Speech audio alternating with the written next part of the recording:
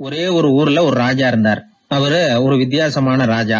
எந்த வகையில வித்தியாசமானவர்னு கேட்டா, மக்கள் கிட்ட வரி வசூல் பண்றதுல கொஞ்சம் வித்தியாசமானவர். மற்ற மன்னர்கள் மாதிரி ஒரு நேரடியா வரி வசூல் பண்றது இல்ல, கொஞ்சம் மறைமுகமா அதை பண்ணுவார். அது எப்படின்னா, ஒவ்வொரு குடிமக்களுக்கும் மாசம் ஒரு மரக்கால் நெல்லு மக்கள் கொடுக்கறது இல்ல, ராஜா மக்களுக்கு கொடுப்பார். ஒரு மரக்கால் நெல்ல, அதாவது அரண்மனையில இருந்து ஒவ்வொரு வீட்டுக்கும் நெல் வந்து சேர்ந்துரும். அந்த ஒரு மரக்கால் நெல்ல இவங்க வாங்கிட்டு அதுக்கு பதிலா ஒரு மரக்கால் அரிசிய ராஜாவுக்கு திருப்பி கொடுக்கணும். இதுதான் அந்த ஊர் வழக்கம். ராஜா வந்து ஜனங்களுக்கு நெல்லை கொடுத்துட்டு அதுக்கு பதிலா அதே அளவு அரிசியா திருப்பி வாங்கிக்குவார். இதை தவிர வரி ஏதும் வசூல் பண்றது இல்ல. இப்படி ஒரு ராஜா. இது மேம்போக்கா பாக்குறதுக்கு ஏதோ சாதாரணமா தெரிஞ்சாலும் குடிமக்கள் ரொம்பவும் கஷ்டப்பட்டாங்க. ராஜா கொடுக்கற நெல்லையும் அரிசியாக்கணும், அதோட இன்னும் ஒரு பாதி அரிசியை அவங்க சேர்த்தும் கொடுத்தாகணும். மக்கள் வந்து ராஜாவை திட்ட ஆரம்பிச்சுட்டாங்க. இந்த ராஜா எப்ப சாவார் அப்படின்னு எதிர்பார்க்க ஆரம்பிச்சுட்டாங்க. ஏன்னா ரொம்ப கஷ்டப்படுத்துறாரு அப்படின்னு. பல பேர் அந்த ஊர்ல வீட்டை காலி பண்ணி விட்டு வெளி தேசத்துக்கு போயிட்டாங்க. இங்க காலம் தள்ளுறது ரொம்ப கஷ்டம்னு. மக்கள் எதிர்பார்த்தது மாதிரியே நடந்தது. அந்த மன்னன் நோய் வந்து படுத்த படுக்கை ஆயிட்டான். ராஜா இப்படி சாக கிடக்குறாருன்னு தெரிஞ்சும் மக்கள் யாருமே வந்து பாக்கல. எப்படி பாப்பாங்க? அவர் தான் எப்ப போவாருன்னு பாத்துக்கிட்டு இருக்கிறாங்களே. என்ன ஏன் யாருமே வந்து பார்க்க மாட்டேங்கிறாங்க நம்ம குடிமக்கள்ல அப்படின்னு மந்திரி கிட்ட கேட்டார் ராஜா.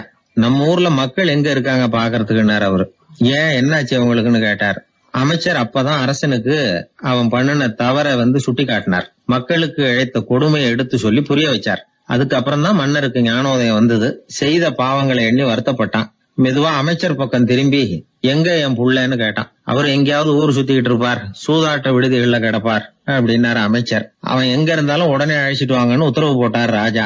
அடுத்த நாளே இளவரசனை கொண்டாந்து நிறுத்தினாங்க. தந்தையே, என்ன செய்யணும்னா சொல்லுங்க அப்படின்னு கேட்டான் இளவரசன். அவர் சொன்னார், மகனே, மக்களுக்கு வந்து நான் பொல்லாதவன் ஆயிட்டேன், அவங்க எல்லாம் என்ன நல்லவன்னு சொல்லணும். அப்படி அவங்கள சொல்ல வைக்க வேண்டியது உன்னோட பொறுப்புன்னார். தந்தையே, நீங்க வந்து கவலைப்படாதீங்க, உங்களை ரொம்ப ரொம்ப நல்லவர்னு மக்கள் சொல்லும்படியாக நான் செய்யறேன் அப்படின்னா பையன். அதுக்கப்புறம் கொஞ்ச நாள்ல பையன் பட்டத்துக்கு வந்தான். அவன் என்ன பண்ணான், வரி வசூல் பண்ற முறையில ஒரு மாற்றத்தை உண்டு பண்ணான். என்ன மாற்றம் பண்ணனான்னா, ஒவ்வொரு வீட்டுக்கும் ஒரு மரக்கால் உமிய கொடுக்கறது, அதுக்கு பதிலா ஒரு மரக்கால் அரிசியை வாங்கிக்கிறது. அப்பா என்ன பண்ணாரு, நெல்லை கொடுத்துட்டு அரிசியா வாங்கினார். இவன் மகன் வந்து உமிய கொடுத்துட்டு அரிசியா வாங்கினான். கொஞ்ச காலம் ஆச்சு. ஒரு நாள் மந்திரியை கூப்பிட்டு கேட்டான், அமைச்சரே, நம்ம ஊர் மக்கள் என்ன பேசிக்கிறாங்க அப்படின்னு. உங்க அப்பா ரொம்ப நல்லவன்னு பேசிக்கிறாங்க அப்படின்னாரு அமைச்சர். எப்படி இருக்கு பாருங்க, இவன் பண்ற கொடுமையில அப்பங்கார ரொம்ப நல்லவன் ஆயிட்டான். அதாவது இளவரசனை விட பழைய மன்னரே ரொம்ப நல்லவர், ரொம்ப பாதி கஷ்டம் தான் இது முழு கஷ்டம்ங்கிறது மாதிரி ஆயிட்டுது. எப்படியோ அப்பாவுக்கு கொடுத்த வாக்க புள்ள காப்பாத்தி விட்டான். அதாவது மன்னர் ரொம்ப நல்லவர்னு சொல்ல வைக்கிறேன்னு தானே சொன்னான், அதே மாதிரி சொல்ல வச்சுட்டான். இந்த காலத்துல இது மாதிரி அப்பாவுக்கு உதவுற பிள்ளைகள் உண்டு. ஒரு பிள்ளையாண்டான்னு சொன்னான், நான் எங்க அப்பாவுக்கு ரொம்ப ரொம்ப உதவியா இருக்கிறேன் அப்படின்னா. அப்படியா, உங்க அப்பாவுக்கு ரொம்ப உதவியா இருக்கிறியா அப்படின்னா, உங்க அப்பா என்ன செஞ்சிட்டு இருக்காருன்னு கேட்டேன். சும்மாதான் இருக்கிறார் அப்படின்னா அவன். சும்மா இருக்கிறதுக்கு இவன் உதவியா இருக்கிறானா? இப்படி இருக்கிறாங்க. அதாவது நல்லவன் அப்படின்னு பேர் வாங்குறது ரொம்ப கஷ்டம். அத வந்து எந்த வகையில வாங்கணும்னு முடிவு பண்றதுதான் முக்கியம். அதனால வாழ்க்கையில நாம வந்து மன்னரா இருந்தாலும் சரி, சாதாரண மக்களா இருந்தாலும் சரி, நல்லவன் அப்படிங்கிற பேர் வாங்குறது ரொம்ப முக்கியம். அப்படி நல்லவன்கிற பேர் வாங்கிட்டா வாழ்க்கை ரொம்ப சுலபமா அமையும். ஜப்பான்ல உள்ள ஒரு புத்த விகாரை, அங்க ஒரு வயசான பௌத்த குரு தங்கியிருக்கிறார். ஒரு நாள் ராத்திரி கடுமையான குளிர், அவரால் தாங்க முடியல. பார்த்தார், மரத்துல செஞ்ச புத்த சிற்பங்கள் அங்க நிறைய இருந்தது. அதுல ஒன்றை எடுத்து அதுக்கு தீ மூட்டி அந்த நெருப்புல குளிர் காஞ்சிக்கிட்டு இருக்கிறார். மர சிற்பம் தீ வச்சதும் படபடன்னு வெடிக்க ஆரம்பிச்சுட்டுது. அந்த சத்தத்தை கேட்டதும் அந்த புத்த விகாரையின் குருக்கள் வெளியில ஓடி வந்தார். இவர் ஆனந்தமா குளிர் காஞ்சிக்கிட்டு இருக்கிறார். அவரால் பொறுத்துக்க முடியல. தெருவில் தெரிஞ்சுக்கிட்டு இருந்த அந்த பெரியவரை இங்கே தங்க அனுமதிச்சதே அவர் தான். இவர் இப்படி பண்ணுறாருன்னு நினச்சிக்கிட்டே அவரை கோபமாக பார்த்தார். ஏன் இப்படி கோபமாக பார்க்குறீங்க, இப்படி வந்து உட்காருங்க அப்படிங்கிறாரு இவர். அவருக்கு இன்னமும் கோபம் வந்துட்டுது. எங்கள் கடவுளை வந்து எரிச்சுட்டீங்களே அப்படின்னு சத்தம் போட்டாராம். அப்படியா அப்படின்னு கேட்டுக்கிட்டே அந்த சாம்பலை கிளறினார் இவர். என்ன செய்கிறீங்கன்னு கேட்டிருக்காரு அவர். நான் எலும்புகளை தேடுறேன்னாராம். நீங்கள் ஒரு பைத்தியம், இது ஒரு மர சிற்பம், இதில் எலும்புகள் கிடையாது அப்படின்னாராம். அவருக்கு கோபம் வந்துட்டுது. உடனே வெளியில் போங்கன்னு கத்தியிருக்கார். வெளியில் தள்ளி கதவையும் சாத்தி விட்டாராம். மறுநாள் காலையில் கதவை திறந்து பார்த்தா அந்த வயசான பெரியவர் ஒரு மயில்கல் மேலே சில காட்டு பூக்களை வச்சு புத்தம் சரணம் கச்சாமின்னு சொல்லிக்கிட்டே இருக்கிறார். இவருக்கு சந்தேகமாக போட்டுது. கிட்ட போனார். என்ன செஞ்சுக்கிட்டு இருக்கீங்கன்னு கேட்டார். இது என்னுடைய காலை நேர பிரார்த்தனைனாராம். நிஜமாவே நீங்கள் ஒரு பைத்தியமாக தான் இருக்கணும், ஏன்னா அது ஒரு மைல்கல் அப்படின்னாராம். இப்போ அந்த பெரியவர் சொன்னாராம், நீங்கள் ஒரு மரத்தை புத்தராக நினைக்கும் பொழுது நான் ஏன் ஒரு மைல்கல்ல புத்தராக நினைக்கக்கூடாது? நான் புத்தரை எரிக்கலாம், ஏன்னா அவரை நான் நேசிக்கிறேன். அந்த சிற்பம் மரத்தால் ஆனதுங்கிறது எனக்கு தெரியும். நான் ஒரு மைல்கல்ல தொழலாம், ஏன்னா அது எனது பூக்களை தாங்குது.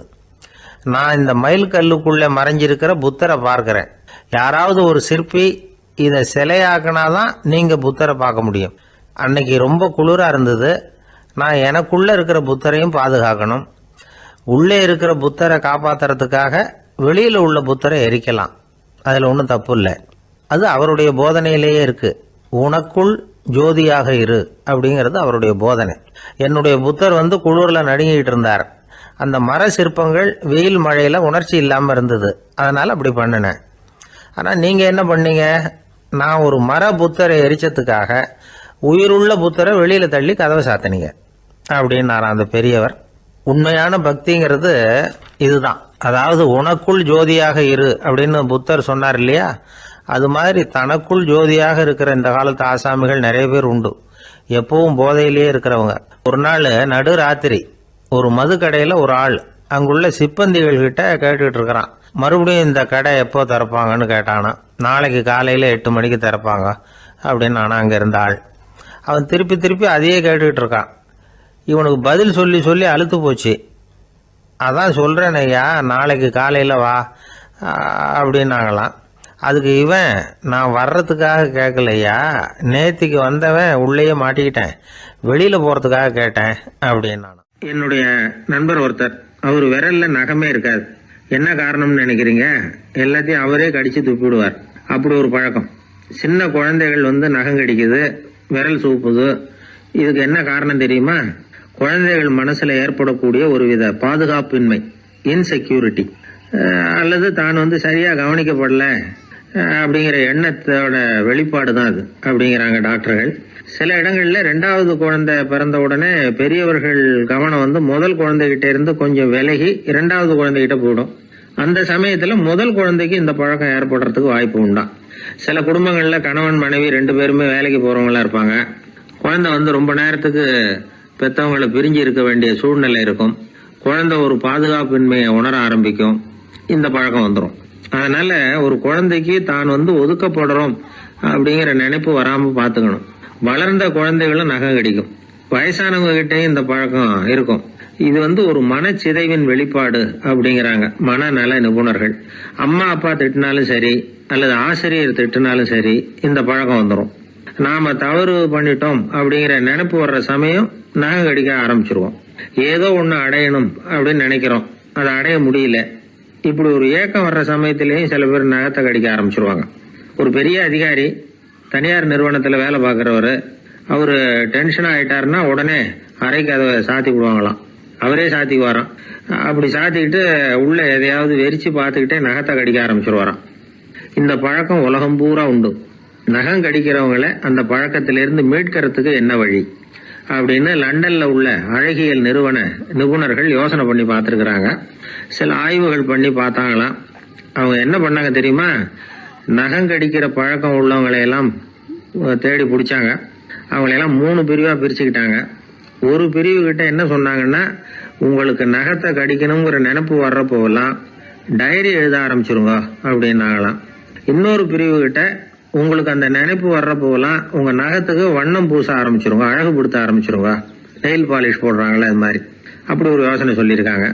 3வது குழுவினர்கிட்ட, உங்களுக்கு நகத்தை கடிக்கணுங்கிற எண்ணம் வர்றப்போலாம் விரல்களை இறுக்கமா மூடி வச்சுக்கிட்டு வேற விஷயங்கள்ல கவனம் செலுத்துங்க அப்படின்னு சொன்னாங்களாம்.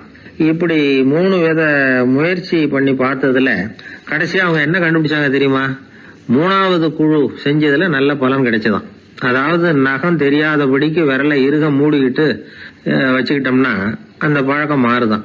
அப்படி இருந்தவங்க கிட்ட இந்த நகம் கடிக்கிற பழக்கம் மெதுவா குறைஞ்சு போச்சான்.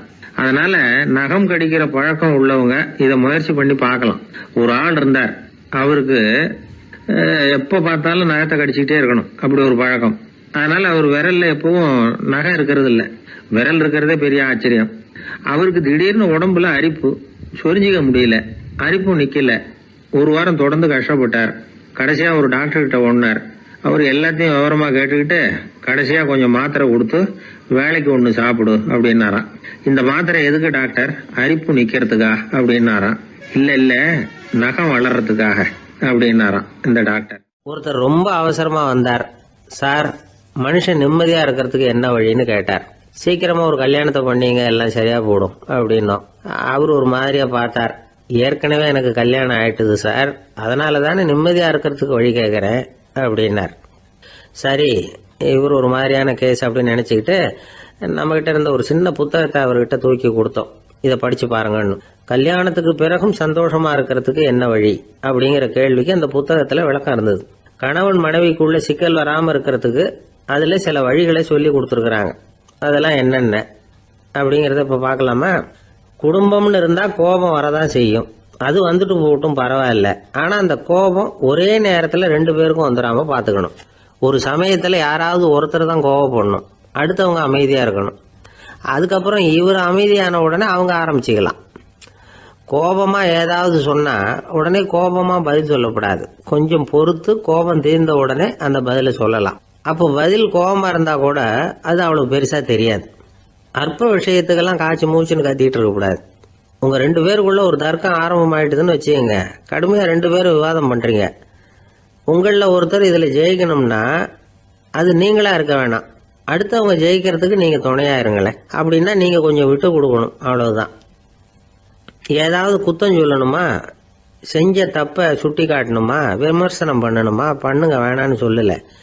ஆனா சொன்னதை அப்படி சொல்றத கொஞ்சம் அன்பா இதமா சொல்லுங்க. எப்போ நடந்த தவறுகளை எல்லாம் இப்போ போய் மறுபடியும் ஞாபகப்படுத்திட்டு இருக்க வேண்டாம். நான் அப்பவே சொன்னேன் இந்த புடவை வேணாம்னு, நீங்க தான் கேட்கல, இப்ப பாருங்க கிழிஞ்சு போச்சு இப்படின்னு கத்துனாங்க ஒரு அம்மா. எப்போ சொன்னீங்கன்னு கேட்டா ஒரு 10 வருஷத்துக்கு முன்னாடி தீபாவளி சமயத்துல அப்படிங்கிறாங்க. அது என்ன இன்னும் அப்படியே புதுசாகவே இருக்கும்? உங்களுக்கு அவர் தான் பெருசு, அவருக்கு நீங்க தான் பெருசு. அதை விட இந்த உலகத்துல வேற எதுவும் முக்கியம் இல்லைன்னு நினைக்கணும்.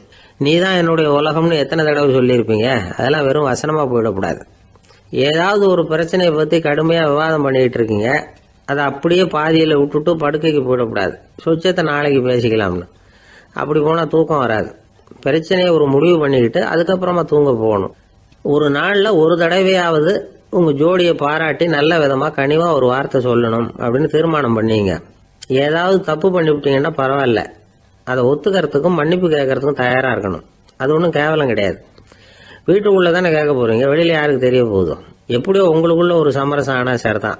ஒரு தகராறுன்னு எடுத்துக்கிட்டா குறைஞ்சபட்சம் அதுக்கு 2 பேர் தேவை. தனியாவே உட்காந்துக்கிட்டு நான் இப்ப தகராறு பண்ணிட்டு இருக்கிறேன் அப்படின்னு யாரும் சொல்ல முடியாது. 2 பேர் தகராறு பண்றாங்கன்னா பொதுவா அந்த 2 பேர்ல யாரு அதிகமா பேசுறாங்களோ அவங்க பேர்ல தான் தப்பு இருக்கும்.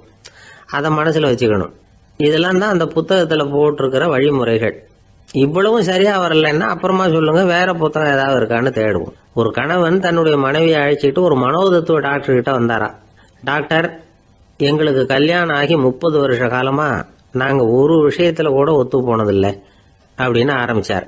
உடனே அந்த அம்மா குறுக்கிட்டு, அது 30 வருஷம் இல்ல 32 வருஷம் அப்படின்னாங்களாம். ஐயா, என்னுடைய நூல் வெளியீட்டு விழாவுக்கு அவசியம் நீங்க வரணும் அப்படின்னு கூப்பிட்டார் ஒருத்தர். எப்போ வரணும்னு கேட்டேன். அடுத்த வாரம்னார். சரி, புத்தகம் தயாராகிட்டுதா அப்படின்னு. நாளைக்கு தான் அச்சிக்க கொடுக்க போறேன்னார். என்னங்க இது, புத்தகம் அச்சிடுறதுக்கு முன்னாடியே அழைப்புதழை அச்சடிச்சு விட்டீங்களே அப்படின்னு கேட்டேன். அதனால என்னங்க, அந்த காலம் மாதிரி அப்போல்லாம் அச்சுக்கலை எவ்வளவோ முன்னேறியாச்சுங்க. Linotype, monotype, phototype, laser, இப்படி என்னென்னமோ வந்தாச்சு. இன்னைக்கு கொடுத்தா நாளைக்கே புத்தகம் தயார் அப்படின்னார். இப்படி இந்த அளவுக்கு முன்னேறி இருக்கிற இந்த அச்சுக்கலை ஆரம்பத்தில் எப்படி இருந்தது தெரியுமா? அந்த காலத்தில் காகிதம்னா என்னன்னே தெரியாது. அப்படி ஒன்று கண்டுபிடிக்கப்படவே இல்லை. அப்போல்லாம் எதையாவது ஒன்று எழுதணும்னா அதுக்கு ஆட்டு தோலை தான் பயன்படுத்தி இருக்கிறாங்க. கண்ணுக்குட்டி தோல் கூட அதுக்கு உபயோகப்பட்டு தான். ஐரோப்பாவில் இருந்த பாதிரியார்கள் தோல்ல எழுதப்பட்ட புத்தகத்தை தயாரிக்கிறதுல ரொம்ப கெட்டிக்காரங்களாம். எகிப்து, அப்புறம் மத்திய தரைக்கடல் ஓரத்தில் உள்ள நாடுகள், இங்கே எல்லாம் தோல் தான் எழுது பொருளாக பயன்பட்டு வந்திருக்குது. ஆனால் நம்ம நாட்டில் ஓலைச்சுவடிகளை எழுத்துக்கு பயன்படுத்தி இருக்கிறாங்க. எழுதுறதுக்கு தோலை பயன்படுத்தினவங்க பிறகு பேப்பரைஸ் அப்படிங்கிற கோரை புல்லை வந்து அதுக்கு பயன்படுத்தினாங்களாம். இதெல்லாம் அப்படி கொஞ்சம் கொஞ்சமாக கண்டுபிடிச்சிட்டு வந்திருக்கிறாங்க. அந்த புல்லை வந்து கச்சிதமாக நறுக்க வேண்டியது, நல்லா பதப்படுத்த வேண்டியது, அதுக்கப்புறம் அதில் எழுத வேண்டியது, அவ்வளவுதான். பேப்பருங்கிற சொல்லே இந்த பேப்பைரஸ் அப்படிங்கிறதுலேருந்து வந்தது தான். அதுக்கப்புறம் தான் காகிதம் வந்தது. இதை முதல்ல சீன நாட்டில் தான் கண்டுபிடிச்சாங்க. அது வந்த பிறகு அச்சு எந்திரம் கண்டுபிடிக்க வேண்டிய அவசியம் ஏற்பட்டது.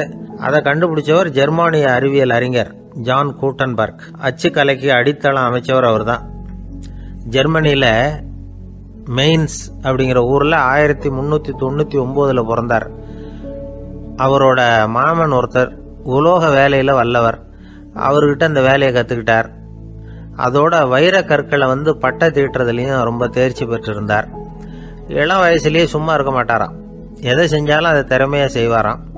அவர் தான் முதல்ல மர அச்சு எழுத்துக்களை உருவாக்கினார். அது மேலே மை தடவி பிரதிகள் எடுத்தார். அதுக்கப்புறம் உலோக எழுத்துக்கள், முதல்ல காரியம், அப்புறம் இரும்பு, அப்புறம் கலப்பு உலோகம், பிறகு அச்சடிக்கிறதுக்கு எந்திரம் ஒன்றையும் உருவாக்கினார். முதல்ல பைபிள் அச்சடித்தார். 1468 அவர் இறந்து போனார். 16ஆம் நூற்றாண்டில் மேலை நாடுகளிலிருந்து மர எழுத்துக்களை கொண்டுகிட்டு வந்து தமிழ்நாட்டில் கிறிஸ்துவ நூல்களை அச்சிட்டாங்க. அப்போல்லாம் வந்து அச்சகங்கள் வந்து போதிய அளவுக்கு இங்கே இல்லை. அதுக்கு என்ன காரணம்னா, இந்தியர்கள் வந்து அச்சகங்களை நடத்தக்கூடாது அப்படின்னு சட்டம். 1835 வரைக்கும் அந்த சட்டம் வந்து நடைமுறையில் இருந்தது. இந்த நிலைமையில் அங்கேயும் இங்கேயுமா 1-2 அச்சகங்கள் ஆரம்பமாச்சு. 1713 தரங்கம்பாடியில் லூத்தரன் மிஷன் அச்சகம், அதே ஆண்டில் சென்னையில் எஸ்பிசிகே அச்சகம். இது ரெண்டும் தான் இந்தியாவில் முதல்ல தொடங்கப்பட்ட அச்சகங்கள். ஆட்டுத்தோல்லையும் ஓலைச்சுவடியிலையும் எழுதப்பட்ட எழுத்துக்கள் இன்னைக்கு எங்கேயோ போயிட்டுது. ஆனால் நம்ம ஊரில் எழுத்தாளர்கள் நிலைமை தான் ஒன்றும் சொல்லிக்கிறது மாதிரி இல்லை. நம்ம ஆள் ஒருத்தர் சொன்னார், சார் நான் சொந்தத்தில் ஒரு அச்சாபீஸ் வச்சுருந்தேன், இப்போவும் வச்சுருக்கிறேன். அதனால் என்னுடைய படைப்புகளை புத்தகமாக வெளியிடுறதுல எனக்கு ஒன்றும் கஷ்டம் இல்லை. வருஷத்துக்கு ஒரு புத்தகம் எழுதி வெளியிட்டுருவேன். 15 வருஷமாக இலக்கிய உலகத்துக்கு இப்படி சேவை செஞ்சுக்கிட்டு வர்றேன். ஆனால் இந்த வருஷம்தான் வாசகர்கள் வந்து எனக்கு பாராட்டு விழா நடத்தி இருக்கிறாங்க அப்படின்னார். இந்த வருஷம் அப்படி என்ன விசேஷம் அப்படின்னு கேட்டோம். இந்த வருஷம்தான் நான் எந்த புத்தகம் எழுதி வெளியிடாமல் இருந்தேன், அதுக்காகத்தான் எனக்கு இந்த பாராட்டு விழா அப்படின்னார். ஒரு சின்ன பையன் வந்தான். அவனை பார்த்து ஒரு கேள்வி கேட்டோம். ஏன்ப்பா உங்கள் வீட்டில் அம்மா புத்திசாலியா அப்பா புத்திசாலியா அப்படின்னு. அவன் அலட்சியமாக நம்மளை பார்த்து சிரிக்கிறான். என்ன சார் இது, இந்த காலத்தில் இது கூட தெரியாமல் இருக்கிறீங்களே அப்படிங்கிறான். ஒரு சின்ன பையன் நம்மளை பார்த்து இப்படி கேட்டு விட்டானே அப்படின்னு நினைக்கிறப்போ நமக்கு ஒரு மாதிரி ஆகிடும். அதுக்கப்புறம்தான் இந்த தாத்தா பாட்டியெல்லாம் சொல்கிற ஒரு கதை ஞாபகத்துக்கு வந்தது. அது என்ன கதை தெரியுமா? ஒரு ஊரில் ஒரு அம்மாவும் பிள்ளையும் இருந்தாங்களாம். அந்த மகனுக்கு திடீர்னு தேசாந்திரம் போய் வரணும்னு ஆசை வந்துட்டுது. ஊராக போய் சுற்றி பார்க்கணுங்கிற ஆசை. அந்த அம்மாவுக்கு இது பிடிக்கல. மகனை பிரிஞ்சு இருக்கிறதுக்கு அவங்க மனசு இடம் கொடுக்கல. வேணாப்பான்னு சொல்லி பார்த்தாங்க, அவன் கேட்கல. திடீர்னு புறப்படவும் செஞ்சுட்டான். சரி, இனிமேல் அவனை தடுக்க முடியாதுன்னு முடிவு பண்ணிக்கிட்டாங்க அந்த அம்மா. இருந்தாலும் புத்திசாலித்தனமாக ஒரு யோசனை பண்ணாங்க. மகனை கிட்டத்தில் கூப்பிட்டாங்க. அவங்ககிட்ட சொன்னாங்க, இதை பாருப்பா, நீ தேசாந்திரம் போகிறதுன்னு தீர்மானம் பண்ணிவிட்ட, அதை நான் தடுக்கலை, போயிட்டு வந்துடும். ஆனால் போகிறதுக்கு முன்னாடி எனக்கு ஒரு வாக்குறுதி கொடுத்துட்டு போ அப்படின்னாங்க. போகிறப்போ ராத்திரியாக இருந்தாலும் பகலாக இருந்தாலும் சரி, புளிய மரத்து நிழலில் தான் தங்கணும். திரும்பி வர்றப்போ இரவும் பகலும் நீ வந்து வேப்ப மரத்து நிழல்லே தங்கணும் அப்படின்னாங்க. சரி, அப்படியே செய்கிறேன்னு சொல்லி வாக்குறுதி கொடுத்தான் பையன். புறப்பட்டு போனான். போகிற வழியில் புளிய மரத்து நிழல்லையே தங்கினான், தூங்கினான். அப்படி போய்கிட்டே இருந்தான். 7ஆவது நாள் அவன் உடம்பு சுகம் இல்லாமல் போயிட்டுது. ரொம்பவும் பலவீனமாயிட்டான். இனிமேல் நடக்க முடியாதுங்கிற நிலைமை வந்துட்டுது. யோசிச்சு பார்த்தான். சரி, இதுக்கு மேலே வந்து போக வேண்டாம் அப்படின்னு முடிவு பண்ணிட்டு திரும்பி வர ஆரம்பிச்சுட்டான். திரும்பி வர்றப்போ வழியில் வேப்ப மரத்து நிழல்லையே தங்கி வந்தான். நாளுக்கு நாள் உடம்பு சரியாக வந்துட்டுது. 7ஆவது நாள் வீட்டுக்கு வந்து சேர்றான். உடம்பு பழையபடியே கலகலப்பாயிட்டுது. பூரண சுகம். தேசாந்திரம் போன பையன் திரும்பி வந்துட்டானே அப்படின்னு அந்த அம்மா ஆச்சரியப்படலை. ஏன்னா அவங்களுக்கு தெரியும் இப்படி ஆகும்னு. பையன் சீக்கிரமாக திரும்பி வரணுங்கிறதுக்காக தான் அவங்க அந்த யோசனையை சொன்னாங்க. என்ன விஷயம்ங்கிறதையும் அவங்களே சொன்னாங்க. மகனே, புளிய மரத்து நிழல் உடம்புக்கு உஷ்ணத்தை கொடுக்கும், சீக்கம் உண்டாக்கும். அதனால் நீ தொடர்ந்து புளிய மரத்து நிழலில் தங்கினாவே நோய்க்கு ஆளாயிட்ட. அதனால் பயணத்தை முடிச்சுக்கிட்டு திரும்பி வரணுங்கிற முடிவுக்கு வந்துட்ட. திரும்பி வர்றப்போ நீ தங்கினது வேப்ப மரத்து நிழல். அது உடம்புக்கு குளிர்ச்சியை தரக்கூடியது, நோயை தீர்க்கக்கூடியது. அதனால் சுகமாக வீட்டுக்கு சேர்ந்துட்ட. உன்னோட தேசாந்திர பயணத்தை தடுக்கிறதுக்காக தான் இப்படி பண்ணினேன் அப்படின்னாங்களாம் அந்த அம்மா. பார்த்தீங்களா அம்மாவோட புத்திசாலித்தனத்தை? அப்பாவாக இருந்தால் இப்படியா பண்ணுவார்? ஒரு அப்பா பையன்கிட்ட 10 ரூபா கொடுத்து இதை எடுத்துக்கிட்டு அடுத்த ஊருக்கு போய் அங்கே இருக்கிற மாமா கிட்ட இதை கொடுத்துட்டு வாடா, வழியில் எங்கேயாவது மரத்தடியில் படுத்து தூங்கி விடாதே அப்படின்னு எச்சரிக்கை பண்ணி அனுப்புனாராம். பையனுக்கு எச்சரிக்கையாக வாழறது எப்படிங்கிறத கற்றுக் கொடுக்கறதுக்காக இப்படி பண்ணார். அவன் பணத்தை வாங்கிட்டு போனான். அப்பா சொன்னதை மறந்துட்டு ஒரு மரத்தடியில் படுத்து தூங்கிட்டான். அவனுக்கு தெரியாமல் அவன் பின்னாடியே போன அப்பா அவன் கையில் இருந்த அந்த 10 ரூபாயை நைஸாக எடுத்துகிட்டு வந்துட்டார். அவன் பையில் தானே வச்சுருந்தான், அது தெரியாமல் எடுத்துகிட்டு வந்துட்டார். அவன் தூங்கிக்கிட்டு இருக்கான். எடுத்துகிட்டு ஒரு மறுபடியும் வீட்டுக்கு வந்துட்டார். பையன் முழிச்சுக்கிட்டு பையை தடவி பார்க்குறான், பணத்தை காணும். அழுதுகிட்டே திரும்பி வந்தான். அப்பா கிட்ட விஷயத்த சொன்னான். அப்பா சிரிச்சுக்கிட்டே சொன்னார், அதுக்கு தான்ப்பா ஆரம்பத்திலேயே எச்சரிக்கை பண்ணினேன், இனிமேலாவது நீ ஜாக்கிரதையாக இருக்கணும் அப்படிங்கிறதுக்காக தான் இப்படி பண்ணினேன். அந்த பணம் எங்கேயும் போயிடல, நான் தான் அதை உனக்கு தெரியாமல் எடுத்து வச்சிருக்கிறேன். இதோ பாரு அப்படின்னு சொல்லிட்டு சைடு பாக்கெட்டில் கையை விட்டா அது ஓட்டையாக இருக்குது. அதை எவனோ ஏற்கனவே கத்திரிச்சு எடுத்துகிட்டு போயிட்டான். இப்போ அப்பா முகத்தில் அசடு வழிஞ்சுதான். கடற்கரை ஓரமாக ஒரு பெரியவர் கையால் மணலை கீறிக்கிட்டே உட்காந்துருக்கிறார். என்னத்தையும் தேடிட்டு இருக்கிறது மாதிரி தெரிஞ்சுது. மெதுவாக கிட்டத்தில் போய் என்னத்தை தேடிட்டு இருக்கிறீங்க அப்படின்னு கேட்டோம். அவரு சாவகாசமா நிமிந்து பார்த்து நிம்மதியை தேடிட்டு இருக்கிறேன்னார். நாங்கள் ஒரு மாதிரி ஆயிட்டோம். இருந்தாலும் சமாளிச்சுக்கிட்டு, சார் மணல்ல கிழிஞ்சல் தான் கிடைக்கும், நிம்மதி கிடைக்காது அப்படின்னோம். சரி, இன்னைக்கு வசமா நம்ம கிட்ட ஒரு ஆள் மாட்டிக்கிட்டார் அப்படின்னு நினைச்சு அவர் பக்கமா போய் உட்காந்துக்கிட்டு கதை சொல்ல ஆரம்பிச்சிட்டோம்.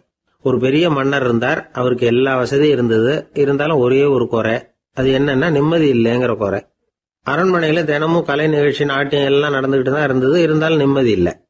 சரி, நிம்மதி எங்க கிடைக்கும் அப்படின்னு தேட ஆரம்பிச்சார். உடனே அதுக்கான முயற்சிகள்ல தீவிரமா இறங்கினார். நாட்டில் உள்ள தத்துவ மேதைகளை எல்லாம் கூப்பிட்டுட்டு வர சொன்னார். எல்லாரும் சேர்ந்தாங்க. அவங்கள பார்த்து நிம்மதி எங்க இருக்குது அப்படின்னு விசாரிச்சார். அவங்களுக்கு அது தெரிஞ்சா ஏன் இப்படி ராஜா முன்னாடி நின்றுட்டு இருக்க போறாங்க? ராஜாவோட கேள்விக்கு ஒவ்வொருத்தரும் ஒவ்வொரு மாதிரி விளக்கம் கொடுக்க ஆரம்பிச்சிட்டாங்க. எந்த பதிலும் ராஜாவுக்கு திருப்தி அளிக்கக்கூடிய அளவுக்கு இல்லை. சரி, போயிட்டு வாங்கன்னு சொல்லி அவங்கள எல்லாம் அனுப்பி வச்சுட்டார். ஒரு நாள் அவர் மாளிகையில உப்பருகையில நின்றுட்டு இருக்கிறார். அந்த சமயத்துல தெருவுல ஒரு பிச்சைக்காரன் ரொம்ப உல்லாசமா பாட்டு பாடிக்கிட்டே போயிட்டு இருக்கிறான். குரல்ல ஒரு சந்தோஷம், நடையில ஒரு மிடுக்கு. அவன்கிட்ட கொஞ்சம் கூட கவலை இருக்கிறதா தெரியல. உடனே ராஜா அதை பார்த்தார். ஏவலாளிகளை கைதட்டி கூப்பிட்டார். உடனே ஓடி போய் அந்த பிச்சைக்காரனை இங்க அழைச்சிட்டு வாங்கன்னு உத்தரவு போட்டார். இவங்க உடனே ஓடி போய் அவனை கூப்பிட்டாங்க. அரண்மனைக்கு வாழ்ந்தாங்க. அவன் வரல. அரண்மனைக்குள்ள அடி எடுத்து வைக்க மாட்டேன்னு சொல்லிவிட்டான். ராஜா கிட்ட விஷயத்தை சொன்னாங்க. அவருக்கு ரொம்ப ஆச்சரியம், இப்படி ஒரு ஆள் இருக்கிறானா அப்படின்னு. சரி, அவன் என்னதான் சொல்றான் அப்படின்னு விசாரிச்சார். இவங்க மறுபடியும் தெருவுக்கு போய் கேட்டாங்க. என்ன பார்க்கணும்னா ராஜா விருப்பப்பட்டாருன்னா அவரை வேணும்னா இங்க வர சொல்லுங்க அப்படின்னு சொல்லிவிட்டான். அதை ராஜா கிட்ட சொன்னாங்க. அவருக்கு கோபம் வரல. இவ்வளவு சுதந்திர உணர்வோடு இருக்கிறவன் சாதாரண ஆளா இருக்க முடியாது அப்படின்னு நினைச்சார். உடனே கிடுகிடுன்னு இறங்கி தெருவுக்கு வந்தார். பிச்சைக்காரங்கிட்ட போனார். நீ கவலைப்படாம சந்தோஷமா பாடிட்டு போறியே, அது எப்படி முடியுது உன்னால அப்படின்னு கேட்டார். ஏன் அப்படி கேக்குறீங்கன்னு அவன், அதுக்கு இல்ல, எனக்கு அரண்மனையில எவ்வளவோ சுகபோகங்கள்லாம் இருக்கு, இருந்தாலும் நிம்மதி இல்ல. இது ஏன்னு எனக்கு தெரியல. இந்த தேசத்துல உள்ள அறிஞர்களை எல்லாம் கூப்பிட்டு கேட்டு பார்த்துட்டேன், அவங்களுக்கும் தெரியல. உன்னை கேட்டா தெரியும்னு நினைச்சேன், அதனாலதான் சந்திக்கிறதுக்கு ஆசைப்பட்டேன். ஆனா நீ வரமாட்டேன்னுட்டியே அப்படின்னார். பிச்சைக்காரன் கடகடன்னு சிரிக்க ஆரம்பிச்சுட்டான். மகிழ்ச்சிக்கும் உங்களுக்கும் தடையா இருக்கிறது இந்த மாளிகை தான். இதை விட்டுட்டு வெளியில வந்துட்டா நிம்மதி தேடிட்டு வந்துடும்னா. நான் அரசன், எனக்குன்னு கடமைகள் இருக்கு, அதையெல்லாம் விட்டுட்டு எப்படி வர முடியும்னார் ராஜா. ரெண்டும் ஒரே நேரத்துல கிடைக்கணுங்கிறது முடியாத காரியம். உங்க சுகபோகத்துக்கு விலையாதான் உங்க நிம்மதியை கொடுத்துக்கிட்டு இருக்கிறீங்க. என்ன பாருங்க, என்கிட்ட எதுவும் இல்லை, அதனால எதுவும் போயிடுமோங்கிற பயமும் இல்லை, நிம்மதியா இருக்கிறேன் அப்படின்னா அவன். ராஜா உடனே சந்தோஷப்பட்டு தன்னுடைய மேலங்கியை எடுத்து அவனுக்கு பரிசா கொடுத்தாரான். அவன் சிரிச்சுக்கிட்டே அதை வாங்க மாட்டேன்னு விட்டானான். இதை நீங்க எனக்கு கொடுக்கறதுனால எந்த பயனும் இல்லை, அதே நேரத்தில் அதை வாங்கிட்டேன்னா அடுத்த வினாடியிலிருந்து அதை எப்படி காப்பாத்துறதுங்கிற கவலை எனக்கு வந்து சேர்ந்துடும். அப்புறம் தூக்கம் வராது, நிம்மதி போயிடும் அப்படின்னு நானா சொல்லிவிட்டு அவன் பாட்டுக்கு சந்தோஷமா பாடிக்கிட்டே போயிட்டான். நிம்மதி எங்க இருக்குங்கிறதையும் ராஜா தெரிஞ்சுக்கிட்டார். அந்த இடத்துக்கு தன்னால போக முடியாதுங்கிறதையும் அவர் புரிஞ்சுக்கிட்டார்.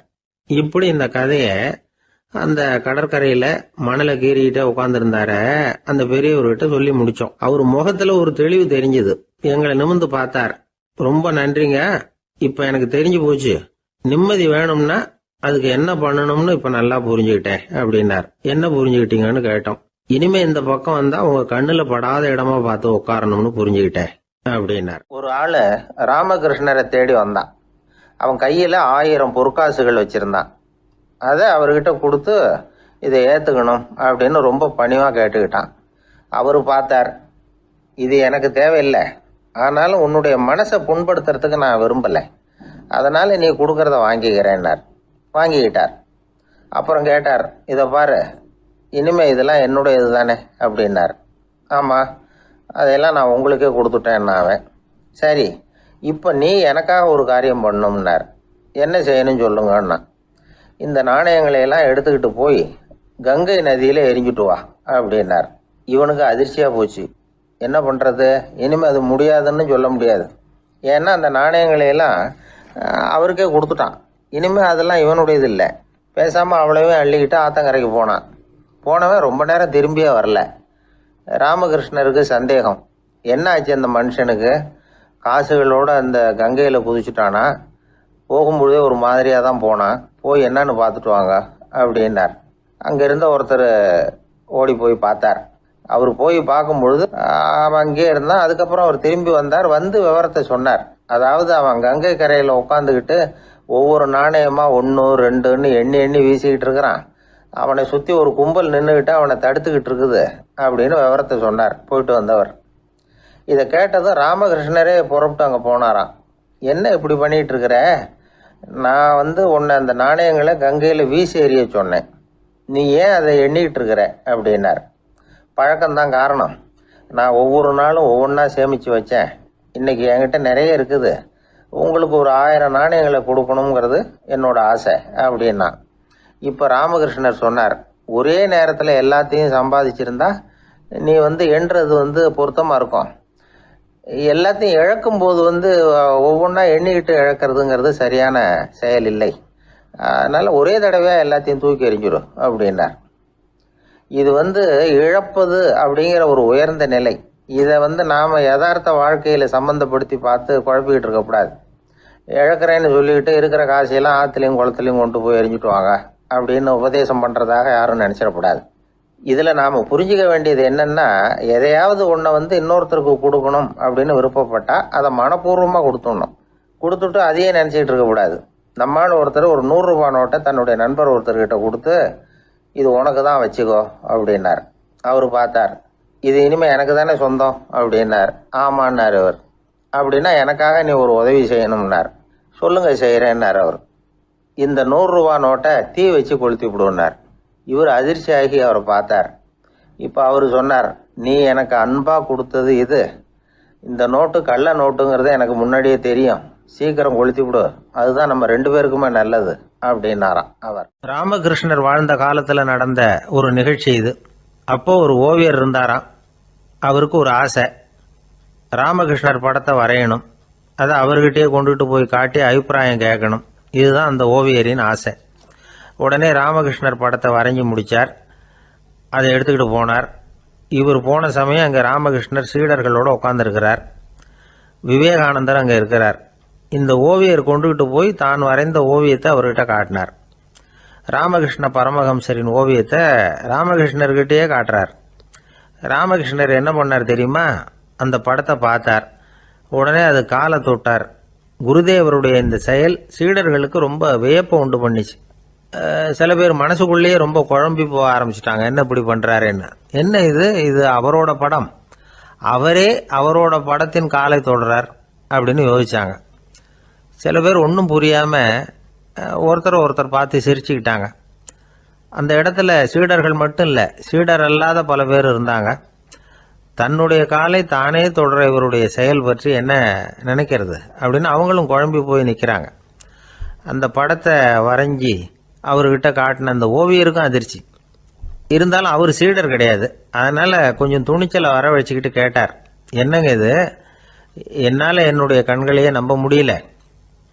இது உங்கள் சொந்த உருவப்படம், நீங்கள் உங்கள் சொந்த கால்களையே தொடுறீங்க, இது எங்களுக்கு கொஞ்சம் சங்கடமாக இருக்குதே அப்படின்னார்.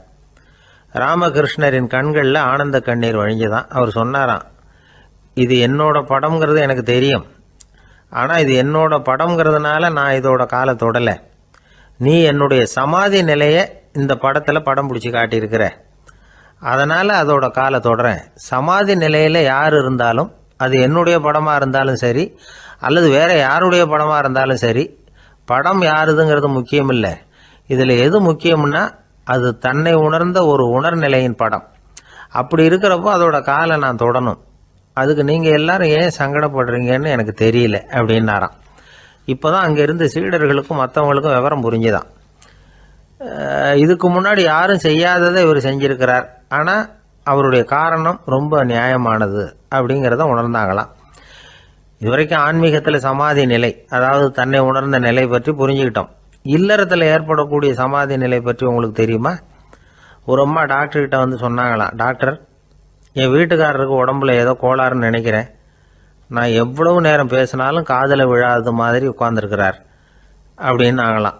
அதுக்கு அந்த டாக்டர் சொன்னாராம், அம்மா, அது உடம்பு கோளாறு இல்லை, அது ஒரு பெரிய திறமை அப்படின்னாராம்.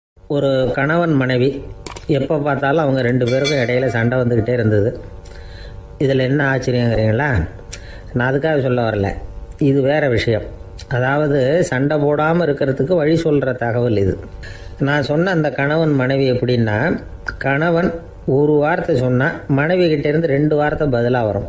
இதுக்கு கணவன்கிட்டேருந்து 4 வார்த்தை பதிலாக வரும். இப்படி வார்த்தைகள் பெருகி போய் கடைசியில் வம்பில் வந்து முடியும். அந்த அம்மா பொறுத்து பார்த்தாங்க, அவங்களால தாக்கு பிடிக்க முடியல. பக்கத்து வீட்லேயும் ஒரு கணவன் மனைவி இருந்தாங்க, அவங்களுக்குள்ள சண்டை வர்றதில்ல. அது எப்படி அவங்களால மட்டும் சண்டை போடாமல் இருக்க முடியுது அப்படின்னு இந்த அம்மாவுக்கு ஆச்சரியம்.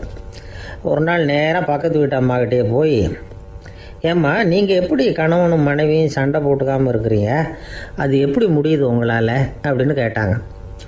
அதுக்குன்னு ஒரு மருந்து இருக்குது, அதை சாப்பிட்டா சண்டை வராது அப்படின்னாங்க அவங்க. சரிங்க, அந்த மருந்தை அவர் சாப்பிட மாட்டேன்னு சொல்லிட்டா என்ன பண்ணுறது அப்படின்னு கேட்டிருக்கிறாங்க இவங்க. அந்த மருந்து அவருக்கு இல்லைம்மா, உனக்கு தான் அப்படின்னாங்களாம் அவங்க. அப்படியா, அப்படின்னா கொடுங்க, ரொம்ப நல்லதாக போச்சு. அதை எப்படி சாப்பிட்றதுங்கிற விவரத்தையும் சொல்லுங்கள், எங்கே அது கிடைக்குங்கிறதையும் சொல்லுங்கள், வாங்கிக்கிறேன் அப்படின்னு கேட்டாங்களாம் இவங்க. வேறு எங்கேயும் போய் வாங்க வேண்டாம், என்கிட்டே இருக்க அந்த மருந்து, அதில் கொஞ்சம் தர்றேன், வாங்கி வச்சுக்க. உன் வீட்டுக்காரர் உன்னோட சண்டையை ஆரம்பிக்கிற போகலாம் நீ இந்த மருந்தில் ஒரு அவுன்ஸ் வாயில் ஊற்றிக்கணும். அதை உடனே குடிச்சிடக்கூடாது, ஒரு 5 நிமிஷமாவது அது வாயில் இருக்கணும், அதுக்கப்புறம் குடிச்சிடலாம் அப்படின்னு சொல்லி ஒரு பாட்டில் மருந்தை இந்த அம்மாக்கிட்ட கொடுத்து அனுப்புனாங்களாம். மருந்தை எடுத்துக்கிட்டு இந்த அம்மா வீட்டுக்கு வந்திருக்கிறாங்க. வீடு பூட்டி இருந்ததுனால கணவன் வந்து வாசல்லையே காத்துக்கிட்டு இருக்கிறான். மனைவியை கண்டதும் சண்டை போட ஆரம்பிச்சிட்டான். வீட்டை பூட்டி விட்டு எங்கே போய் தொலைஞ்ச, எவ்வளோ நேரமாக ஒரு மனுஷன் வாசல்லையே காத்துட்டு கிடக்கிறது அப்படி இப்படின்னு கத்த ஆரம்பிச்சிட்டான். மனைவி இதுக்கு பதிலே சொல்லலை. அந்த அம்மா பேசாமல் வீட்டை திறந்தாங்க, சமையல் அறைக்குள்ளே போனாங்க, ஒரு அவுன்ஸ் மருந்தை வாயில் ஊற்றிக்கிட்டாங்க. அன்னைக்கு சண்டை வந்து மேற்கொண்டு வளரவே இல்லை, நின்றுட்டுது. மருந்து பரவாயில்ல. அதுக்கப்புறம் பல சந்தர்ப்பங்களில் சண்டை வரும் போல் இருக்கிற போலாம் இந்த மருந்து அதை நிறுத்தியிருக்கு. பிரமாதமான மருந்தாக இருக்குது இதை கொஞ்சம் அதிகமாகவே வாங்கி வீட்டில் வச்சுக்க வேண்டியது தான் அப்படின்னு முடிவு பண்ணிட்டு இந்த அம்மா மறுபடியும் பக்கத்து வீட்டு அம்மாக்கிட்ட போனாங்க. எவ்வளவு விலையானாலும் சரி, நான் காசு கொடுத்து வாங்கி வச்சுக்கிறேன், எந்த கடையில் இருக்குது இந்த மருந்து சொல்லுங்க அப்படின்னு கேட்டாங்க. இந்த மருந்துக்கு விலையே கிடையாதுங்க, இலவசமாகவே கிடைக்கும்னாங்களாம் அவங்க. அது எப்படி விலையில்லாமல் இதை விற்க முடியுது அப்படின்னு கேட்டாங்களாம் இவங்க. அது மருந்தாக இருந்தால் தானே விலை வைக்கிறதுக்கு, அது வெறும் தண்ணி தானே அப்படின்னாங்களாம். வெறும் தண்ணியாக சண்டையை நிறுத்துது அப்படின்ட்டு இருக்காங்க இவங்க. அது சண்டையை நிறுத்தலை, உன்னோட மௌனம் தான் சண்டையை நிறுத்துது. நீ வாயில் தண்ணியை வச்சுக்கிறதுனால எதிர்த்து பேசுறதில்ல, அதனால் உன்னுடைய கணவர் கோபம் வந்து சாந்தமாயிடுது அப்படின்னாங்களாம் அவங்க. இந்த கதையிலேருந்து சண்டையை நிறுத்துற மருந்து எதுன்னு தெரிஞ்சுக்கிட்டோம் இல்லையா. ஒருத்தர் என்ன பண்ணார், பாட்டிலில் வந்து தண்ணியை ஊற்றி வச்சுக்கிட்டு அவர்கிட்ட வர்றவங்களுக்கெல்லாம் இதை சிபாரிசு பண்ணலாம்னு நினச்சிக்கிட்டு உட்காந்துருந்தார். ஒரு அம்மா வந்தாங்க. இதை கேட்டுவிட்டு இதையே ஒரு மருந்து மாதிரி கொடுக்கலாம்ங்கிறது அவர் முடிவு. அதனால் பாட்டிலில் தண்ணி அடித்து வச்சுக்கிட்டு அதில் கலருக்காக என்னத்தையோ ஒரு ஜீரகம் அது மாதிரி எதையாவது கலந்து வச்சுக்கிட்டு ஒரு மருந்து மாதிரி ஒரு பாவனையில் வச்சுக்கிட்டு உட்காந்துருக்காரு. யாராவது வீட்டில் சண்டைன்னா என்கிட்ட வாங்க மருந்து தரேன்னு. ஒரு அம்மா வந்தாங்க. எனக்கும் என் வீட்டுக்காரருக்கும் அடிக்கடி சண்டை வருதுங்க அப்படின்ட்டு இருக்காங்க. கவலைப்படாதம்மா, நான் ஒரு மருந்து தரேன்னு சொல்லி வீட்டுக்குள்ளே போய் ஒரு பாட்டில் எடுத்து வந்து கொடுத்தாரு. பாட்டிலில் இருக்கிறது என்னங்கிறத சொல்லிவிட்டு அது பேரில் மரியாதை வராது இல்லையா, அதனால் சொல்லலை. அந்த அம்மா வாங்கிட்டு போனாங்க. 4 நாள் கழித்து திரும்பி வந்தாங்க. என்னம்மா வீட்டில் சண்டை நின்று போச்சான்னு கேட்டிருக்காரு இவர். அங்கே நின்று போச்சுங்க, இப்போ உங்ககிட்ட ஆரம்பமாக போகுதுன்னாங்களாம். என்னம்மா அப்படின்ட்டுருக்காரு அவர் பயந்து போய். பின்ன என்னங்க நீங்கள் என்ன மருந்து கொடுத்துருக்குறீங்க என்னங்க அப்படின்னாங்களாம் கோவமாக. அது வெறும் தண்ணி தானே அப்படின்ட்டுருக்காரு இவர். தண்ணியாக இது நல்லா பாருங்கள் அப்படின்னு அந்த பாட்டில் நீட்டினாங்களாம். இவர் வாங்கி பார்த்துருக்காரு. அப்புறம் தான் விஷயம் புரியுது அவருக்கு. இவர் கை தவறுதலாக அவங்க வீட்டில் இருந்த மண்ணெண்ணெய் பாட்டில் எடுத்து அவர்கிட்ட கொடுத்துருக்குறாங்க. அப்புறம் என்ன ஆகும், சண்டை வராது. அர்ஜுனன் கேட்ட கேள்விக்கெல்லாம் பகவான் கண்ணன் வந்து பதில் சொன்னார். அதுக்கு பேர் பகவத்கீதை. அதே மாதிரி உத்தவன் கேட்ட கேள்விக்கும் அவர் பதில் சொல்லியிருக்கிறார். அதுக்கு என்ன பேருனா உத்தவ கீதைன்னு பேர். அது சரி, உத்தவன்னா யார்? கண்ணனுக்கு சின்ன வயசுலேருந்தே தேர் ஓட்டிக்கிட்டு இருந்தவன் அவன் தான். குருஷேத்திர போர் முடிஞ்சது. அதர்மத்தை அழித்து தர்மத்தை நிலைநாட்டி தர்மனுக்கு முடிச்சு விட்டினார் கண்ணபிரான். அதுக்கப்புறம் துவாரகைக்கு திரும்பினார். தான் வந்த காரியம் முடிஞ்சது. அதனால் இளமையிலிருந்தே தனக்கு தேரோட்டியாக இருந்து வந்த உத்தவனை கூப்பிட்டார். இதை பாருப்பா, உனக்கு வேணுங்கிறத கேளுன்னார். அவன் தனக்குன்னு எதையும் கேட்குறதுக்கு ஆசைப்படலை. இருந்தாலும் கேள்வி கேட்குறதில் அவன் ரொம்ப கெட்டிக்காரன். அதனால் கேட்க ஆரம்பித்தான். பரந்தாமா, ராஜசூய யாகத்துக்கு தர்மனை கூப்பிட்டு தன்னுடைய அரண்மனையில் விருந்து வச்சான் துரியோதனை. அதுக்கப்புறம் சூதாட்டத்துக்கு கூப்பிட்டான். தர்மன் வந்து தோல்வி அடைகிற மாதிரி பண்ணிவிட்டான். நீங்கள் தான் முக்காலமும் உணர்ந்தவராச்சே, சூதாட்டத்தில் தர்மர் ஜெயிக்கிறது மாதிரி பண்ணியிருக்கக்கூடாதா? இந்த பகடைக்காயை உருட்டுறப்போ நீங்கள் எதிர்பார்த்தது விழற மாதிரி பண்ணியிருக்கலாமே. சரி, அதுதான் இல்லை. வேடிக்கை பார்த்துக்கிட்டு இருந்த பீமன், அர்ஜுனன், நகுலன், சகாதேவன் இவங்களையும் பணையம் வச்சு ஆடுறப்போவாவது காப்பாற்றிருக்கலாம். அதையும் நீங்கள் செய்யலை. பாவம் அந்த அவல பொண்ணு, ஒன்றும் புரியாத ஒன்றும் தெரியாத அந்த உன்னுடைய சகோதரி திரௌபதி, அந்த பொண்ணை வந்து துச்சாதனன் இழுத்துக்கிட்டு வந்து துகில் உரிகிற கட்டத்தில் காப்பாற்றினியே. இது நியாயமா, முறையா, அறமா? இதுதான் உத்தவன் கேட்ட கேள்வி. இதுக்கு பரந்தாமன் பதில் சொல்கிறார். அப்படி கேள் உத்தவா, தருமனை வந்து துரியோதனன் வந்து சூதாட அழைக்கும் பொழுது என்ன சொன்னான் தெரியுமா? நான் பணையம் வைக்கிறேன், எனக்கு பதிலாக என்னுடைய மாமன் சகுனி பகடைக்காய்களை உருட்டுவான்னு சொன்னான். உடனே தருமன் எனக்கு பதிலாக என்னுடைய மைத்துனன் கண்ணன் வந்து பகடைக்காய்களை உருட்டுவான்னு சொல்லியிருக்கலாமே. அப்படி சொல்லலை. என்ன செஞ்சான் தெரியுமா? துரியோதனன் கூட சூதாட்டத்துக்கு சம்மதிச்சிட்டோம், கடவுளே இது என்னுடைய மைத்துனன் கண்ணபிரானுக்கு தெரியக்கூடாது அப்படின்னு வேண்டிக்கிட்டான். இதனால் தருமன் வந்து எனக்கு வந்து மனசால் தடை போட்டுட்டான். அதனால் அரண்மனைக்கு வெளியிலேயே என்னை கூப்பிடுவாங்கன்னு நான் காத்துக்கிட்டு இருந்தேன். பீமன், அர்ஜுனன், நகுலன், சகாதேவன், திரௌபதி இவங்களை பணையம் வச்சு ஆடுறப்போவாவது கூப்பிடுவாங்கன்னு பார்த்தேன். அப்பவும் அவங்க என்னை கூப்பிடல, நினைக்கல. திரௌபதியை வந்து துச்சாதனன் கூந்தலை பிடிச்சி இழுக்கிறான். அப்போ கூட அவள் தன்னுடைய உடல் பலத்தால் தடுக்கிறதுக்கு முயற்சி பண்ணாலே தவிர என்ன நினைக்கல. துரியோதனன் சபைக்கு இழுத்து செல்லப்பட்ட திரௌபதி அறநூல்களையும் அரச நீதிகளையும் சொல்லிக்கிட்டு இருந்தாலே தவிர என்ன நினச்சே பார்க்கல. துகில் உரிகிற கட்டத்தில் தான் ஹரி ஹரி கண்ணா பரந்தாமன்னு கூப்பிட்டா. அதனால தான் அப்போ போய் நான் காப்பாற்றினேன் அப்படின்னா பரந்தாமன். அப்படின்னா நீ அழைச்சாதான் போவியா, நீயா போக மாட்டியா அப்படின்னு கேட்குறான் உத்தவன். ஆமாம், நான் கூப்பிட்டா தான் போவேன். மனிதர்கள் செய்யக்கூடிய செயல்களையெல்லாம் அவங்கவுங்க போக்கிலேயே விட்டுட்டு வேடிக்கை பார்த்துக்கிட்டு இருப்பேன். நான் குறுக்கிட்டு வந்து ஒன்றுமே செய்ய மாட்டேன் அப்படின்னா பரந்தாமன். மனுஷன் தவறு பண்ணுனா திருத்த மாட்டியா, சும்மா பார்த்துக்கிட்டு தான் உட்காந்துருப்பியா அப்படின்னு கேட்குறான் உத்தவன். நான் மனுஷனுடைய உள்ளத்தில் இருக்கிறப்போ என் எதிரில் மனுஷன் தவறு பண்ண மாட்டான் அப்படின்னு ஆனால் கண்ணன்.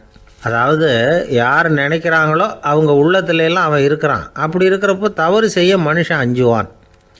இதுதான் உத்தவ கீதைங்கிறது. இந்த காலத்துலேயும் சில பேர் பகவான் மாதிரி அடுத்தவங்க கஷ்டப்படுறத வேடிக்கை பார்த்துக்கிட்டு இருக்கிறது உண்டு. அன்னைக்கு அப்படித்தான். நடுத்தெருவில் ஒரு திருடனை பிடிச்சி எல்லாரும் சேர்ந்து அடிச்சுக்கிட்டு இருக்கிறாங்க. ஒரு ஆள் மட்டும் தள்ளி நின்று அதை வேடிக்கை பார்த்துக்கிட்டு இருக்கான். பார்த்துக்கிட்டு சிரிச்சுக்கிட்டு இருக்கிறான். என்ன சார் இது, பாவம் அந்த ஆளை போட்டு அப்படி அடிக்கிறாங்களே அப்படின்னும். அடிக்கட்டும் சார், அவன் அடி வாங்க வேண்டிய ஆள் தான் அப்படின்னா அவன். ஏன் சார் அப்படி சொல்கிறீங்க அப்படின்னு கேட்டோம். பின்ன என்ன சார், நான் ஒருத்தர் பையில் இருந்த பர்ஸை எடுக்கிறதுக்கு முயற்சி பண்ணிக்கிட்டு இருந்தேன். அதுக்குள்ளே அவன் முந்திக்கிட்டு அபேஸ் பண்ணிவிட்டான். பர்ஸை அவன் எடுத்துட்டான். பார்க்கறதுன்னா எடுக்கிறது அவனா? என்ன சார் நியாயம் இது? நல்லா வாங்கட்டும் அப்படிங்கிறான். ஒரு ஊரில் ஒருத்தர் இருந்தான். ஏதோ ஒரு சின்ன அலுவலகத்தில் வேலை பார்த்துக்கிட்டு இருந்தான். ரொம்ப ஏழை. வர்ற கொஞ்சம் வருமானத்தை வச்சு வாழ்க்கையை ஓட்டிகிட்டு இருந்தான். ஒரு நாள் தெரு வழியாக அவன் நடந்து வந்துக்கிட்டு இருக்கிறான். தெருவில் ஒரு காசு கிடந்தது. அதை பார்த்துட்டான். அது குனிஞ்சு எடுத்தான். அது ஒரு பழங்கால காசு. அந்த காசு நடுவில் ஒரு துளை இருந்தது. அதாவது துளையிட்ட நாணயம். பழங்காலத்தில் புழக்கத்தில் இருந்த ஒரு நாணயம் அது. துளையிட்ட நாணயம் கிடச்சிதுன்னா ரொம்ப நல்லது, அது அதிர்ஷ்டம் அப்படின்னு ஒரு நம்பிக்கை உண்டு. இவன் கையில் அது கிடைச்சதும் ரொம்ப சந்தோஷப்பட்டான்.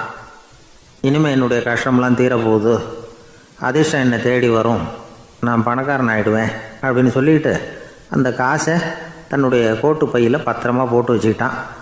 அடிக்கடி அதை தொட்டு பார்த்துக்கிறது உண்டு, வெளியில் எடுக்க மாட்டான். இப்படியே கொஞ்ச காலம் ஆச்சு. அதுக்கப்புறம் என்னாச்சு தெரியுமா? நிஜமாகவே அதிர்ஷ்டம் அவனை தேடி வர ஆரம்பிச்சுட்டுது. செல்வம் வந்து குவிஞ்சுது. பணம், பதவி, புகழ் எல்லாம் வந்து சேர்ந்தது. சமூகத்தில் அவன் ஒரு பெரிய மனுஷன் ஆகிட்டான். எல்லாரும் அவனை பாராட்டினாங்க. அவன் எதை தொட்டாலும் வெற்றி, எல்லாம் அந்த காசோட மகிமை அப்படின்னு அவன் மனசுக்குள்ளே நினச்சிக்கிட்டான். தினமும் காலையில் அந்த கோட்டை போட்டுக்கிட்டு தான் வெளியில் கிளம்புவான். புறப்படுறதுக்கு முன்னாடி கோட்டு பாக்கெட்டை தொட்டு பார்த்துக்குவான், உள்ளே காசு இருக்கா அப்படிங்கிறத உறுதிப்படுத்திக்குவான். அதுக்கப்புறம் தான் வெளியில் கிளம்புவான். இப்படியே பல வருஷம் ஓடி போச்சு. ஒரு நாள் அவனுக்கு அந்த ஆசை வந்துட்டுது. அதாவது அந்த துளையிட்ட நாணயத்தை எடுத்து கண்ணால் பார்க்கணும் அப்படின்னு. காலையில் சாப்பிட்டுக்கிட்டு இருந்தான். அப்போ தன்னுடைய மனைவிகிட்ட சொன்னான், ரொம்ப நாளைக்கு அப்புறம் என்னுடைய அந்த நாணயத்தை இன்றைக்கி வெளியில் எடுத்து பார்க்க போகிறேன்னா. என்னத்துக்கு அது, இப்போ அதை பார்க்க வேணாமே அப்படின்னு மெதுவாக இழுத்தாங்க அந்த அம்மா. இல்லை நான் பார்த்தே தீரணும் அப்படின்னு அவன் தன்னுடைய சட்டை பைக்குள்ளே கையை விட்டான். உள்ளே இருந்த நாணயத்தை வெளியில் எடுத்தான். பார்த்தா அவனுக்கு ஆச்சரியமாக போச்சு. அந்த நாணயத்தில் தொலையே இல்லை. என்ன ஆச்சு அப்படின்னு சொல்லி அவன் ரொம்ப குழம்பி போயிட்டான். இப்போ அந்த அம்மா சொன்னாங்க, நான் தான் ஒரு நாள் உங்கள் கோட்டு ரொம்பவும் தூசியாக இருக்கேன்னு சொல்லி அதை ஜன்னலுக்கு வெளியில் உதறினேன். உள்ளே இருந்த அந்த காசு அப்போ எனக்கு தெரியாது, ஞாபகத்தில் இல்லை. அது தெருவில் விழுந்துட்டது போல இருக்கு. அதுக்கப்புறம் எவ்வளவோ தேடி பார்த்தேன், கிடைக்கல. அதுக்குள்ளே அதை யாரோ எடுத்துகிட்டு போயிட்டாங்க போல இருக்கு. அது இல்லைங்கிறது உங்களுக்கு தெரிஞ்சால் வருத்தமாக இருக்குமேங்கிறதுக்காக நான் தான் வேறு ஒரு நாணயத்தை எடுத்து சட்டை பைக்குள்ளே வச்சுட்டேன் அப்படின்னு விவரத்தை சொன்னாங்க அந்த அம்மா. இது எப்போ நடந்ததுன்னு கேட்டான். உங்களுக்கு அந்த காசு கிடைச்சதே அன்னைக்கு மறுநாளே இது நடந்து போச்சு அப்படின்னாங்களாம். இதை கொஞ்சம் யோசனை பண்ணி பாருங்கள். அவனுக்கு அதிர்ஷ்டத்தை கொடுத்தது அந்த நாணயம் இல்லை, அவனுடைய நம்பிக்கை, அதாவது தன்னம்பிக்கை. அதுதான் வேலை செஞ்சிருக்கு. இதிலிருந்து நாம் தெரிஞ்சுக்க வேண்டியது என்னென்னா, வாழ்க்கையில் முன்னேற நினைக்கிறவங்களுக்கு தன்னம்பிக்கை ரொம்ப முக்கியம். அது இல்லைன்னா முன்னேற முடியாது. ஒருத்தன் சொன்னானா, நான் எப்போவுமே என்ன தான் சார் நம்புவேன், மற்றவங்கள நம்ப மாட்டேன். நேற்றுக்கு பாருங்கள், திடீர்னு 10 பேர் என்னை அடிக்க வந்துட்டாங்க, நான் ஒருத்தனாகவே அதை சமாளித்தேன் அப்படின்றான் ரொம்ப பெருமையாக. அது எப்படின்னு கேட்டாங்களாம். ஒரே ஓட்டமாக அங்கேருந்து ஓடி வந்துட்டேன் அப்படின்னு. ரொம்ப நாளைக்கு முன்னாடி ஒரு நாள் கோவலன் நாடகம் நடந்தது.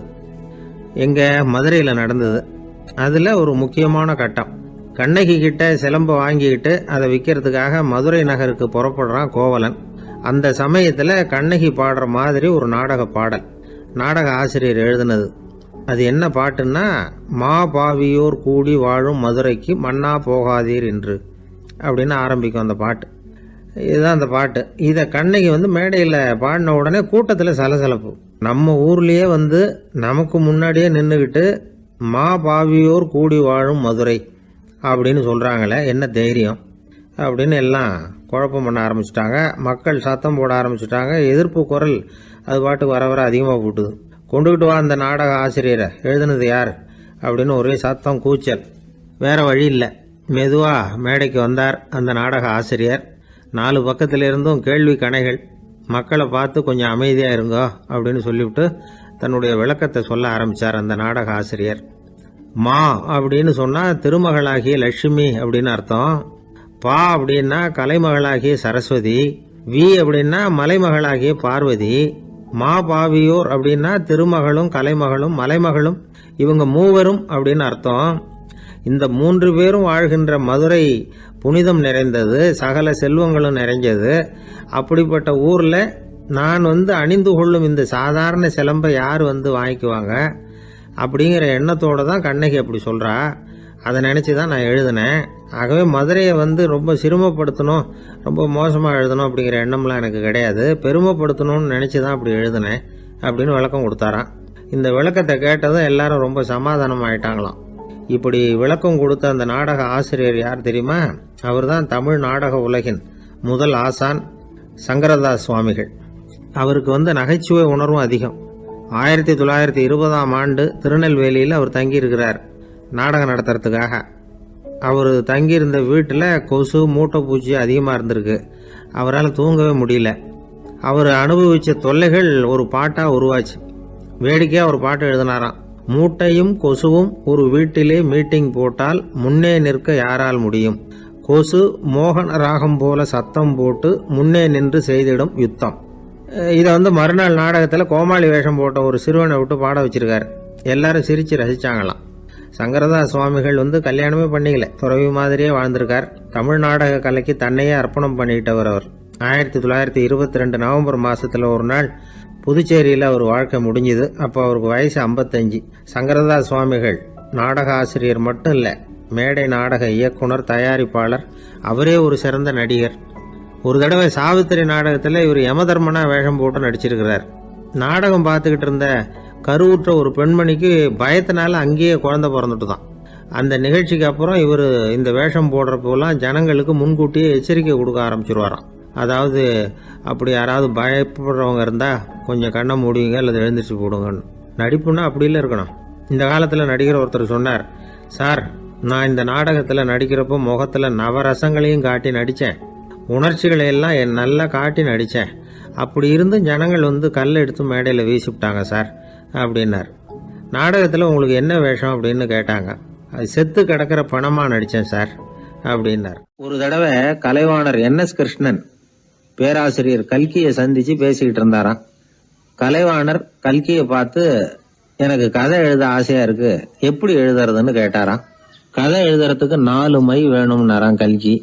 அப்படியா, அப்படின்னா என்னென்ன கலர் மை அப்படின்னு கேட்டிருக்காரு கலைவாணர் சிரிச்சுக்கிட்டே.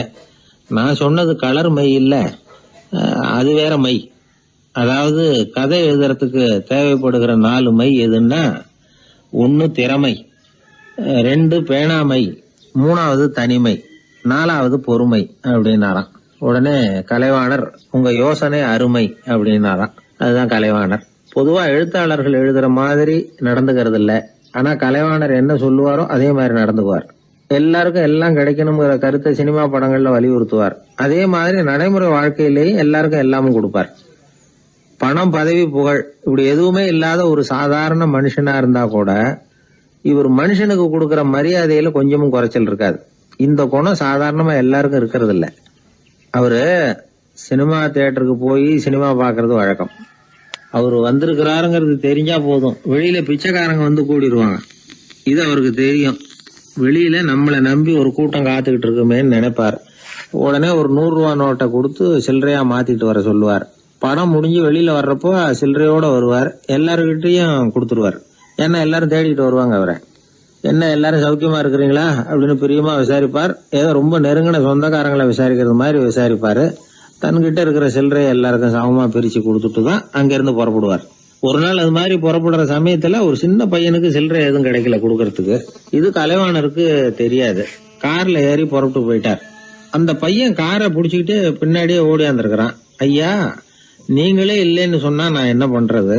இன்னைக்கு பட்னி தான், அம்மாவுக்கு வேற உடம்பு சரியில்லை அப்படின்னு கத்திக்கிட்டே ஓடியாந்தானா. கலைவாணர் கவனிச்சுட்டார்.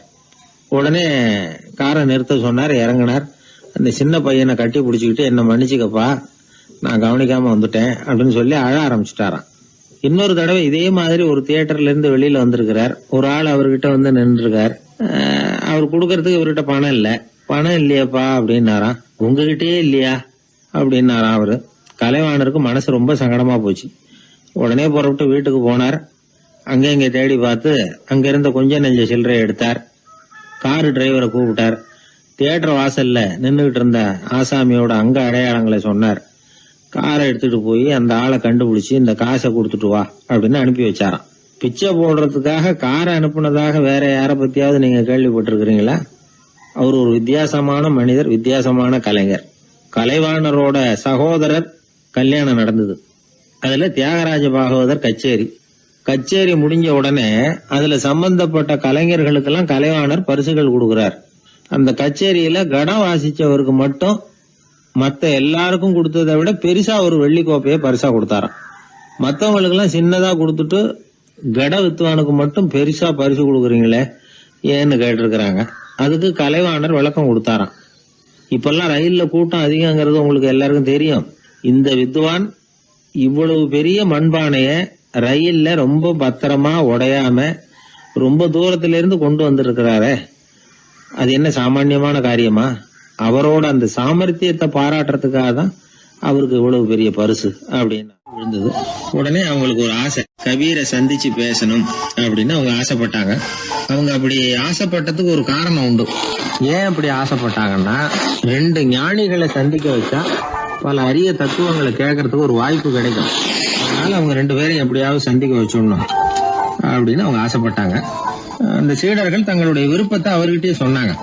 இது மாதிரி அவர் கபீர் இந்த ஊர்ல இருக்கிறதா தெரியுது, சந்திச்சா தேவையில்லைன்னு. சரி, கபீரை சந்திக்கலாம், ஆனா அவரோட பேசுறத பத்தி நான் எதையும் சொல்றதுக்கு இல்லை அப்படின்னு விட்டார் பரீத்.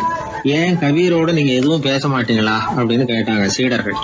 அவரோட பேசுறதுக்கு எதுவும் இல்லை. ஏன்னா எனக்கு என்ன தெரியுங்கிறது அவருக்கு தெரியும், அவருக்கு என்ன தெரியுங்கிறது எனக்கு தெரியும். அப்படி இருக்கிறப்ப நாங்க 2 பேரும் பேசிக்கிறதுக்கு என்ன விஷயம் இருக்க போகுது அப்படின்னாரு அவர். இங்க நிலைமை இப்படி. கபீர் இருக்கிற இடத்துல என்ன நடந்தது தெரியுமா? இது மாதிரி பரீத் காசிக்கு வந்திருக்கிறார் அப்படிங்கிற விஷயம் கபீரின் சீடர்களுக்கு தெரிஞ்சது. உடனே அவங்களும் நீங்க ஷேக் பரீத்தை சந்திச்சு பேசணும்னு அவர்கிட்ட கேட்க ஆரம்பிச்சாங்க. அதுக்கு கபீர் சொன்னாராம், நாங்க 2 பேரும் சந்திச்சுக்கிட்டா ஒருத்தர் கட்டி தழுவிக்குவோம், ஆனந்த கண்ணீர் வடிப்போம், வார்த்தைகளால பரிமாறிக்கிறதுக்கு எங்ககிட்ட எதுவும் இல்லை அப்படின்னாராம். இருந்தாலும் 2 பக்கத்துல இருந்த சீடர்களும் அப்படி நினைக்கல. எப்படியும் இவங்க சந்திச்சுக்கிட்டா கொஞ்சமாவது பேசாம இருக்க முடியாது, ஏதாவது பேசிக்குவாங்க அப்படின்னு நினைச்சாங்க. அதனால தொடர்ந்து வற்புறுத்தினாங்க. கபீர் பரீத்தை தன்னுடைய ஆசிரமத்துக்கு அழைச்சார். அந்த ஊரின் எல்லைக்கே போய் அவரை அழைச்சிட்டு வந்தார். 2 பேரும் சந்திச்சாங்க. ஒருத்தர் கட்டி பிடிச்சுக்கிட்டாங்க. ஒருத்தர் கைய ஒருத்தர் பிடிச்சபடியே ரொம்ப நேரம் நின்றுட்டு இருந்தாங்க. ஆனந்த கண்ணீர் வழிஞ்சுது. கபீர் ஆசிரமத்துல 2 பேரும் மௌனமா உட்கார்ந்துருக்காங்க. ஏதாவது பேசுவாங்கன்னு சொல்லி எதிர்பார்த்துக்கிட்டே 2 பக்கமும் சீடர்கள் காத்துக்கிட்டு இருக்கிறாங்க. பேசுங்கன்னு சொல்லியும் பார்த்தாங்க. அதை கேட்டதும் லேசா சிரிச்சாங்களே தவிர எதுவுமே பேசிக்கலையாம். ஒரு நாள் பூரா இப்படியே போயிட்டுது. அதுக்கப்புறம் பரீத் கபீர் கிட்ட விடைபெற்றுக்கிட்டு புறப்பட்டார். ஏன் நீங்க பேசல அப்படின்னு சொல்லி கபீரின் சீடர்கள் கேட்டாங்களாம். அதுக்கு கபீர் சொன்னார், நாங்க 2 பேரும் உணர்ந்ததை சொல்றதுக்கு வார்த்தைகள் கிடையாது. எல்லாமும் உணர்ந்த பரீத்து கிட்ட பேசுறதுக்கு என்கிட்ட எதுவும் இல்லை, அதனால பேசல அப்படின்னார். இதே மாதிரி பரீத்தின் சீடர்களும் அவர்கிட்ட கேட்டிருக்கிறாங்க, ஏன் நீங்க பேசலன்னு.